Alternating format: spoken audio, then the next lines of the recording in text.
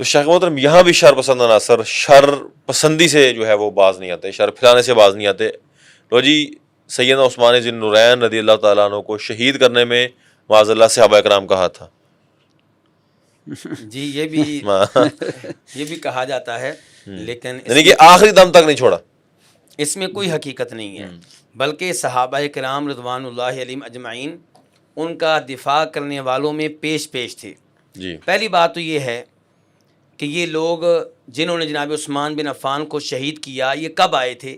جیسا کہ شیخ محترم نے اشارہ کیا، حج کا موسم تھا. جی مدینہ کے لوگ عام طور پہ حج کے لیے مکہ جا چکے تھے، جی کیونکہ آپ جانتے ہیں کہ کس طریق کو شہید ہوئے ہیں جناب عثمان 18 تاریخ ذی الحجہ کی 18 تاریخ حج والے مہینے کی 18 تاریخ. جی تو صحابہ کرام عام طور پہ کہاں تھے؟ مکہ میں تھے. مکہ میں.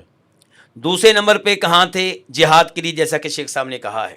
اور اس کے ساتھ ساتھ یہ بات ذہن میں رکھی جائے کہ یہ جو فسادی لوگ تھے یہ کس حلیے میں آئے تھے، کس لباس میں آئے تھے، کون سا روپ انہوں نے اختیار کیا تھا؟ وہ یہ ظاہر کر کے آئے تھے کہ ہم حج کے لیے جا رہے ہیں. اس کا مطلب یہ ہے کہ جب وہ مصر سے نکلے، وہ کوفہ سے نکلے، وہ بصرہ سے نکلے، وہ عراق سے نکلے، تو وہاں کے جو گورنرز ہیں وہ سمجھ رہے ہیں کہ یہ لوگ حج کے لیے جا رہے ہیں، پہلے مدینہ جائیں گے، مدینہ سے پھر مکہ جائیں گے. جی جی. تو اس لیے صحابہ کرام اتنے بڑے فتنے کے لیے ذہنی طور پہ تیار نہیں تھے. جی تو صحابہ کرام حج کے لیے جا چکے ہیں، کوئی جہاد کے لیے جا چکا ہے، اور ان لوگوں نے ان ایام کو غنیمت جانا اس فتنے کو واقع کرنے کے. سارے گئے ہوئے ہیں، سب گئے ہوئے ہیں. اس کے باوجود جناب عثمان بن عفان کا دفاع کرنے کے لیے جناب علی کے دونوں بیٹے حسن و حسین رضی اللہ تعالیٰ عنہما آئے ہیں. اللہ اکبر. جناب عبداللہ بن عمر ان کا دفاع کرنے کے لیے آئے ہیں. عبداللہ بن زبیر ان کا دفاع کرنے کے لیے آئے ہیں. ابو ہریرہ ان کا دفاع کرنے کے لیے آئے ہیں. یعنی بنو امیہ کے سپوت کا دفاع کرنے کے لیے یہ صحابہ کرام آئے ہیں. اس کے ساتھ ساتھ امہات المؤمنین میں سے سیدہ صفیہ رضی اللہ عنہا وہ بھی ان کا دفاع کرنے کے لیے آئی ہیں. صحیح. لیکن ان ظالموں نے آگے آنے نہیں دیا اور وہ اپنی عزت بچا کر بڑی مشکل سے واپس گئی ہیں. صحیح. اس کے ساتھ ساتھ ایک روایت مجھے یاد آ گئی، امام ابن سیرین محمد ابن سیرین رحمہ اللہ، جی جی، وہ کہتے ہیں کہ زید بن ثابت رضی اللہ عنہ کہتے ہیں جی کہ وہ جناب عثمان بن عفان کے پاس گئے اور کہا کہ انصاری آپ کے دروازے پہ موجود ہیں اور وہ چاہتے ہیں کہ جیسے نبی علیہ الصلوۃ والسلام کا ساتھ دے کر وہ انصار اللہ بنے تھے، آج آپ کا ساتھ دے کر انصار اللہ بنے. اللہ اکبر. آپ ہمیں اپنی خدمت کا، اپنی دفاع کا موقع دیں. تو جناب عثمان نے کہا اما قتال فلا، اللہ اکبر، اگر تم میرے دفاع میں لڑنا چاہتے ہو تو میں مدینہ میں لڑائی کو پسند نہیں کرتا. حلیم الطبع. اس روایت کو امام ابن ابی شیبہ اپنی مصنف میں لے کر آئے ہیں. اور ایک اور تابعی ہیں عبداللہ بن عامر بن ربیعہ، جی، وہ کہتے ہیں میں خود موجود تھا جناب عثمان بن عفان کے پاس جب انہوں نے یہ الفاظ کہے جی کہ جو شخص مجھے حکمران مانتا ہے اور یہ سمجھتا ہے کہ اس پہ میری اطاعت واجب ہے، میرا اس سے یہ مطالبہ ہے، میرا اس کے لیے حکم ہے کہ وہ میری وجہ سے اسلحہ نہ اٹھائے. اللہ اکبر.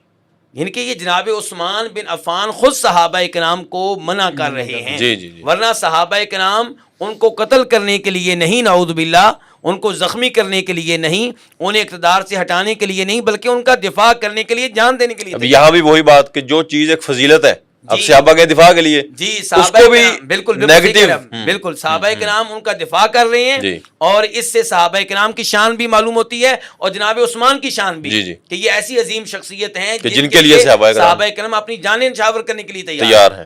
لیکن جناب عثمان بن عفان ان کو اجازت نہیں دے رہے. وہ نہیں چاہتے کہ ان کی وجہ سے مدینہ میں کسی کو قتل کیا جائے، کسی کا خون نکالا جائے، وہ بالکل پسند یہ نہیں کرتے تھے. تو صحابہ کرام نے کہنے کا مطلب یہ ہے کہ ان کا دفاع کیا ہے. اور آپ کا سوال یہ تھا کہ کوئی صحابی ان کو قتل کرنے والوں میں، ان کو شہید کرنے والوں میں شامل تھا. امام حسن بصری تابعی ہیں، بڑے تابعی ہیں، اس زمانے میں موجود تھے. جی جی. ان سے یہ سوال کیا گیا، یہی سوال ان سے کیا گیا کیا کوئی صحابی ان کے قتل کرنے والوں میں شامل ہے، قاتلین عثمان میں شامل ہے؟ جی. کہنے لگے کوئی مہاجر، کوئی انصاری جناب عثمان بن عفان کے قاتلین میں شامل نہیں ہے. یعنی اس دور کا بندہ جو اس دور میں موجود ہے. جی جی جناب حسن بصری یہ کہہ رہے ہیں. یعنی چشمدید گواہ کہہ لیں جسے آپ. جی تو یہ قاتلین کون تھے؟ یہ باہر سے آئے ہوئے لوگ تھے. یہ سبائی پارٹی تھی. صحیح صحیح. یہ سبائی پارٹی تھی. مصر سے آنے والے لوگ، کوفہ سے آنے والے لوگ، یہ پلاننگ کر کے آئے تھے. یہ وہ لوگ تھے جنہوں نے جناب عثمان بن عفان کے خلاف پہلے مضبوط پروپیگنڈا کیا تھا. جی جی جی. مثال کے طور پہ لیٹر لکھے گئے مختلف شہروں کی طرف، جی. سیدہ عائشہ کی طرف سے جھوٹے لیٹر، جھوٹے لیٹر. اور زبیر بن عوام کی طرف سے جھوٹے لیٹر، جناب علی کی طرف سے جھوٹے لیٹر. ان لیٹرز میں کیا تھا کہ ہم عثمان رضی اللہ عنہ کے انداز پہ مطمئن نہیں ہیں، یہ غلط طریقے سے حکومت کر رہی ہیں، انہوں نے یہ غلطی کی ہے، انہوں نے یہ غلطی کی ہے، انہوں نے اس کو نواز دیا ہے، انہوں نے اس کو نواز دیا ہے. یہ پروپیگنڈا وہ تھا جو ان منافقین نے کیا تھا. افسوس آج کے کئی مسلمان اس پروپیگنڈے کا شکار ہیں، اور بلکہ یہ پروپیگنڈا صحابہ کرام کے خلاف کرتے ہیں اور اس پہ فخر محسوس کرتے ہیں. یعنی کہ یہ کل بھی صحابہ کرام کو آپس میں لڑانے کی کوشش کر رہے تھے کہ اتفاق نہ ہو، لڑائی ہو. بلکہ مجھے یاد آ گئی وہ حدیث جو گواہی دے گی کہ کوئی بھی صحابی جناب عثمان بن عفان کے قتل میں شامل نہیں ہے، جی. جس کا تذکرہ شیخ صاحب نے بھی کیا ہے. جی جی. امام ابن ماجہ اس روایت کو اپنی سنن میں لے کر آئے ہیں، اس کی سند بالکل صحیح ہے. جی. سیدہ عائشہ روایت کرتی ہیں کہ نبی علیہ الصلوۃ والسلام نے جناب عثمان سے کہا تھا کہ عثمان، اللہ تعالیٰ تمہیں خلافت کی قمیص پہنائے گا. فَأَرَادَكَ الْمُنَافِقُونَ أَن تَخْلَعَهُ. اللہ اکبر. منافقین تم سے مطالبہ کریں گے کہ تم اس قمیص کو اتار دو. صحابہ کرام نہیں، منافقین. لیکن تو نے اس قمیص کو اتارنا نہیں ہے. جی. تو یہ حدیث بھی گواہی دے رہی ہے کہ جناب عثمان بن عفان کے قتل سے کسی بھی صحابی کا کوئی تعلق نہیں ہے، بلکہ وہ جناب عثمان سے محبت کرنے والے تھے، ان کا دفاع کرنے والے تھے. زبردست استدلال، خوبصورت استدلال. بھی فضیلت والی جو ہے نا وہ غالباً عبداللہ بن عباس رضی اللہ عنہ سے ثابت ہے کہ نبی صلی اللہ علیہ وسلم کے بعد سب سے پہلے ابوبکر صدیق رضی اللہ عنہ ہم لوگوں میں سے سب سے افضل انہی کو قرار دیتے تھے. جی بالکل. پھر اس کے بعد جو ہے وہ حضرت عمر کا زمانہ ہے تو حضرت عمر کو افضل قرار دیتے تھے. جی. پھر اس کے بعد حضرت عثمان کا زمانہ ہے تو حضرت عثمان کو ہم سب لوگوں سے افضل قرار دیتے تھے.